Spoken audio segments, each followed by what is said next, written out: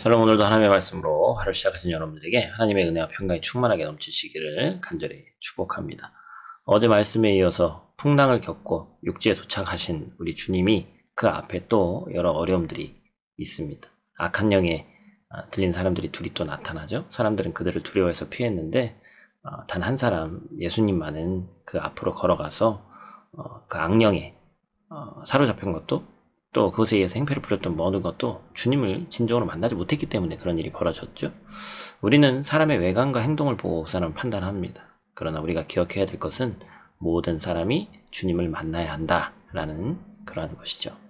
돼지떼에 들어가게 해달라는 이제 귀신들의 요청이 나옵니다. 그죠? 그래서 예수님은 가라라고 대답하셨어요.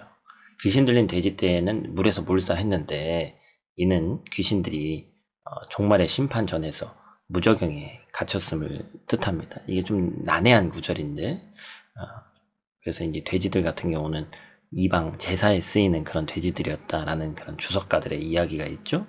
또 예수님이 귀신 들린 자들을 긍휼히 여기셨음을 보여줍니다. 한 영혼이 더 귀하다는 것이죠. 고된 사역 가운데서도 예수님은 쉼없이 가르치고 고치시고 살리셨습니다.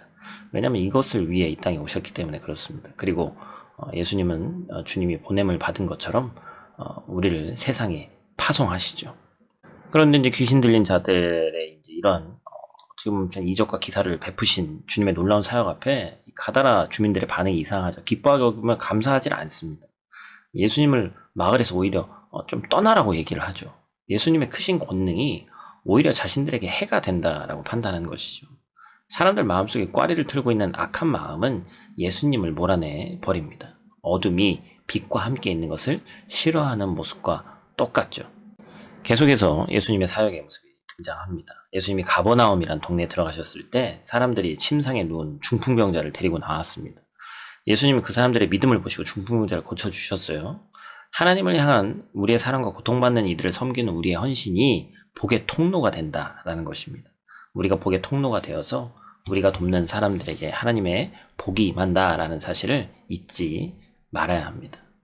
그리고 바로 이제 주님께서 가장 공격을 많이 당하셨던 이 장면이 등장하죠. 내 제사함을 받았느니라, 이렇게 2절 말씀을 얘기하십니다. 중풍병자에게 제사함을 받아라.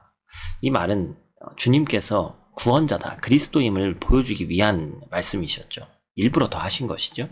예수님은 병을 낫게 하셨을 뿐만 아니라 이 기적을 통해서 주님께서 하나님의 아들이심을 나타내신 거죠. 또 중풍병자가 예수 그리스도 앞에서 죄를 사함받아 회복되는 모습을 보여줌으로써 모든 사람이 이 죄를 사함받아야 될 존재임을 드러내셨습니다. 그런데 이 말에 유독 불편한 사람들이 있죠. 서기관들. 성경을 아는 사람들은 저가 어떤 얘기를, 하나님만 할 수 있는 죄를 사할 수 있느냐, 이 얘기를 하는 것이죠. 그런데 우리가 이제 예수님의 능력이 놀라워하는 상황에서 함부로 대중 앞에 나설 수 없기 때문에 서기관들이 자기 마음으로 생각하는 것을 주님께서 꿰뚫어 보셨습니다. 그래서 예수님은 앞서 중풍병자를 데리고 온 사람들의 믿음과 중풍병자의 영적 상태도 알아보신 분이었기 때문에 예수 그리스도 앞에 우리가 아무것도 숨길 수 없다라는 것을 분명히 기억해야 됩니다.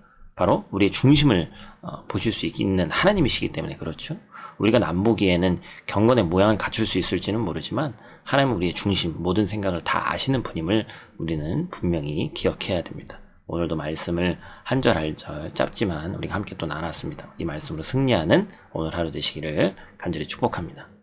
오늘 어린이들을 위한 이 말씀의 포인트는 여러 부분이 우리가 또 포인트를 잡을 수 있겠습니다만 오늘 말씀에서는 34절에 있는 이 가다라 주민들의 반응을 우리가 좀 한번 눈여겨봤으면 좋겠습니다.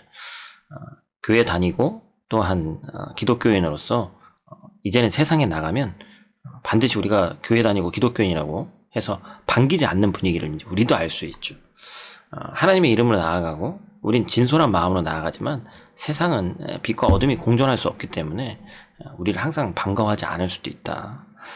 아이들도 이제 마찬가지죠. 어찌 보면 교회 다니지 않고 믿지 않는 아이들이 더, 그런 가정이 더 많은 상황에서 나는 교회 다녀, 나는 또 뭐 밥 먹을 때 기도해, 이런 거를 하면 뭐 체코 애들도 그렇고요, 뭐 다른 외국 아이들도 그렇고 또 한국 애들도 그렇고 이상하게 생각하는 이제 그런 사회가 점점 될 것이라는 것이죠. 그래서 아이들 가운데 세상 사람들의 눈이 반드시 중요한 것은 아니다. 우리가 하나님 마음에 더 드는 것이 중요한 것이고 또 세상의 평가나 기준이 중요한 것이 아니라 하나님의 말씀의 기준에 맞게 살아야 된다. 그 얘기를 꼭 아이들에게 전달해 주시기를 부탁을 드립니다. 기도하겠습니다.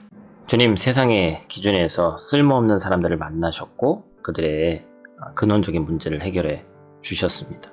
그래서 사랑의 하나님의 모습을 손수 보이신 주님의 모습을 우리가 본받기를 원합니다. 또한 주님께서 오신 목적은 우리와 같은 죄인을 구원하시고 그리스도를 따르는 제자로 삼으시기 위해서 이 땅에 오셨는데 우리가 그것을 한 곳에 머무르고 나만 그것을 느끼고 사랑을 느끼고 끝나는 것이 아니라 많은 사람들이 축복의 통로가 될 수 있도록 도와주시고 바리새인들과 서기관 같은 가식적인 신앙생활을 하는 것이 아니라 또한 책망받는 신앙생활을 하는 것이 아니라 긍휼과 하나님의 자비를 실천함으로 주님의 부르심에 합당하게 살아가는 귀하고 복된 오늘 하루 될 수 있도록 우리 성도들 될 수 있도록 하나님 도와주시옵소서. 오늘 하루도 눈동자와 같이 지켜줄 줄 믿사오며 예수님께 하신 이름으로 기도드립니다. 아멘.